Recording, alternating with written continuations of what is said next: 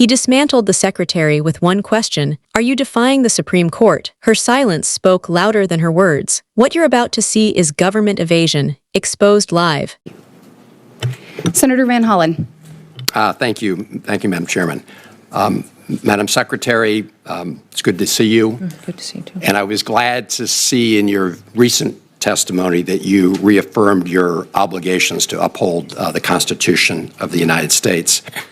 And I understand you had an exchange with Senator Murphy on the Abrego-Garcia case. And so I'm just going to put the question directly to you. Are you or DHS doing anything to comply with the 9-0 Supreme Court order to facilitate his return to the United States? Just yes or no. This administration is following all federal court orders. Madam Secretary, this is a simple question. It's the president's prerogative on conversations that happen Chair, with the president of El Salvador. I ask a simple question. We have a limited amount of time. I just asked you, Madam Secretary, whether or not you or the Department of Homeland Security are taking any action to facilitate the 9-0 Supreme Court decision to facilitate his return. This is a very simple question. Are you taking any action to facilitate his return, or are you not? This administration is following and complying with all federal court orders to make sure that we. So you are because the court ordered that you facilitate his return. So you are facilitating his return. Sir, Senator, thank you for the question. But what I would tell you is that we are following court orders, and that your advocacy for a known terrorist is alarming to me. Madam Secretary, it's alarming to me because he's a human smuggler. Madam Secretary, I'm going to have to reclaim and a terrorist, and he's not a U.S. citizen. He's a citizen of El Salvador, and he's home. If he were to come back Madam here, Secretary, we would take him immediately. All right, I'm going to have to, Madam Secretary, you should know a couple facts then, which is, number one, in 2019, the immigration court said that he should not be returned to El Salvador because it would put his life in danger. The Trump administration at the time did not appeal that decision. After that, he got a work permit and was working legally in the United States of America. This is also why the district court and the appellate court and the Supreme Court have ruled as they have. I suggest that rather than make these statements here, that you and the Trump administration make them in court under oath, because despite what you just said, the federal district court whose judge is hearing this case right now said, and I'm quoting, that the administration has provided no evidence linking Abrego-Garcia to MS-13 or any other terrorist activity. I'm not vouching for the man. I'm vouching for his due process rights. Yes, you are, sir. You've been vouching for Madam him. Secretary, with respect. I would suggest that you defend and stand alongside the victims of illegal crime. This is political rhetoric. The citizens who live here and are United States Americans. I would suggest you advocate for them as hard as you do. Madam Secretary, I know you're doing a political speech here. I get it. I'm asking questions of law. No, you're just spewing rhetoric. I truly believe this. I truly believe this as an American. Let me ask you this. Do you agree with Justice Scalia in the Supreme Court opinion in Reno v. Flores that, I'm quoting, "It is well established that the Fifth Amendment entitles aliens to due process of law in deportation proceedings," end of quote. Sir, we are utilizing every due process tool that this Congress has afforded us. The Congress decides what due process is appropriate for every situation. Expedited removal is a due process that you have afforded us that we are utilizing. The Alien Enemies Act. I'm going to reclaim my time, Madam Secretary. So we are giving due process and using the tools Madam Secretary, this Congress has given us. This is really, I'm asking sort of simple questions of law. And simple questions like, are you complying with the 9-0 Supreme Court decision? And you seem to think that's some kind of trick question. Let me ask you this. You were down at CCOT in El Salvador, and you said, and that, I'm quoting, "It is one of the tools in the toolkit that we will use." And it's well known that the Trump administration is paying the government of El Salvador to keep these individuals, including those who the U.S. courts have determined were illegally taken out of the country in violation of their due process rights. Have you seen the grant document between the United States and the government of El Salvador with respect to the CCOT? it's important that everybody knows the consequences of what happens for their actions in this country. When you break the law and you're a member of a foreign Madam terrorist Secretary, I asked you a there are question. Have you consequences seen to the that. document? This is not hard. Yes, I have. Okay. And what are the provisions of the doc? So do you know what entities in El Salvador are receiving the funds? I'm sure you can see this document as well and have looked at it for evaluation. I'm glad you raised that, Madam Secretary, because I sent you a letter along with many of my colleagues here on April 8th asking for, among other things, that document. Will you respond to the letter that we sent? I will respond to your letter. Thank you. Can I get some sense of when? We will take a look at it. I don't remember seeing your letter yet, but I will certainly take a look at it. Well, it's been there over a month. The senator's time has expired. No, Madam Chair. Senator Kennedy? Madam Chair. Madam Secretary. The Secretary, I have some additional questions. No, related sir. to That's up fire to you to manage that time. Senator Kennedy. Madam Well, I need a little help from a chair that respects the members of the committee. I'm sorry, Madam Chair. This is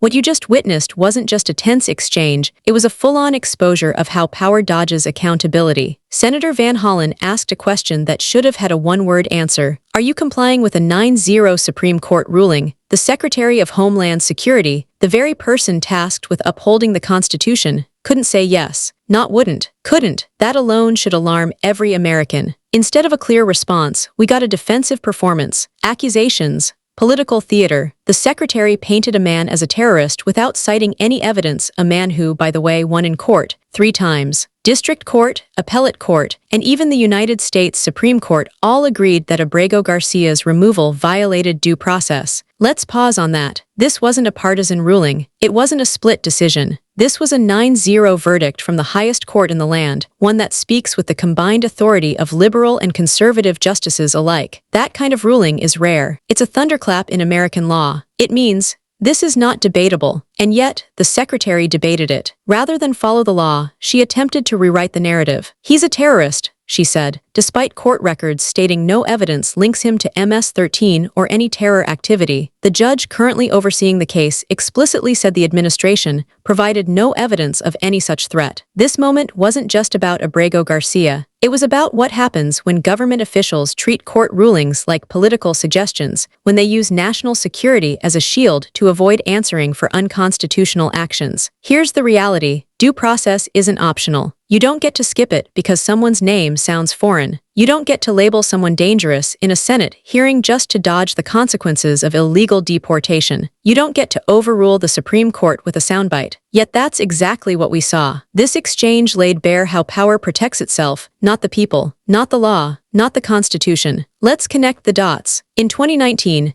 an immigration court determined that returning Abrego Garcia to El Salvador would endanger his life. The Trump administration chose not to appeal that ruling, and the man was granted a legal work permit. Years later, he's suddenly detained and deported, with no new evidence, no hearing, no due process. The courts rule this is illegal, the government shrugs. And when asked about this sequence of events, the Secretary of Homeland Security calls it a tool in the toolkit and suggests that advocating for due process is tantamount to defending terrorism. This is how authoritarian systems begin. Not with tanks in the streets, but with officials redefining the law in real time while Congress watches. It's what happens when institutions are more interested in protecting executive discretion than protecting constitutional rights. And don't get it twisted, this isn't about one administration. This is about an entire system that is increasingly comfortable with power operating outside the rule of law. Republican or Democrat, the erosion is the same. Where's the accountability? How can a cabinet official label someone a terrorist on the Senate floor, without evidence, without oversight, and suffer no consequence? How can the Department of Homeland Security ignore a unanimous Supreme Court ruling and still be allowed to say with a straight face, "We are following court orders"? How many times will government officials dodge accountability under the cover of ongoing proceedings, classified documents, or security protocols? Here's a brutal truth. When agencies can label, detain, and deport based on unsubstantiated claims while ignoring court orders, then your citizenship is the only thing standing between you and state overreach. And even that may not be enough. You don't have to like Abrego Garcia. You don't have to defend his character. That's not the point. The point is, if we abandon due process for one, we risk it for all. This is why the Constitution exists, to stop power from being weaponized by convenience. Let's also not overlook the emotional undertone of this hearing. There's a moment when the Secretary says, "Your advocacy for a known terrorist is alarming to me." Read that again. Not for a person,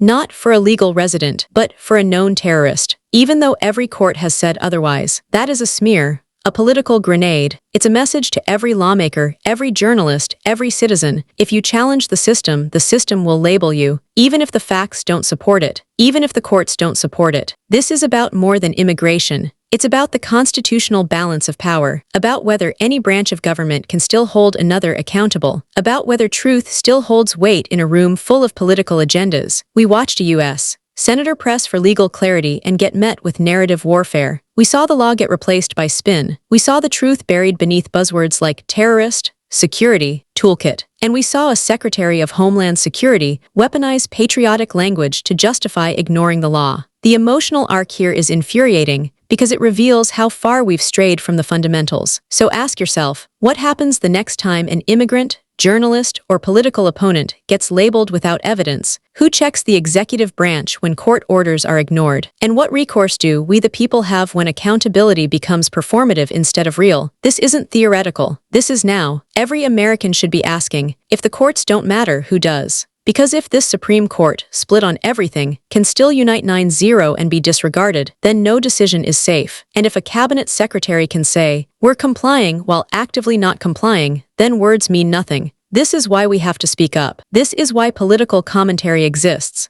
Not just to inform, but to activate, to remind you that your voice matters in a system hoping you'll stay quiet. So here's your call to action. Share this video with anyone who still believes in checks and balances. Subscribe if you want more truth that cuts through the political spin. Speak out, because silence is complicity, and complicity is how we lose the republic. Let them know we're watching. Let them know no one is above the Constitution, no matter their title. And let them know this: we will not be gaslit into forgetting what justice looks like. Not now, not ever.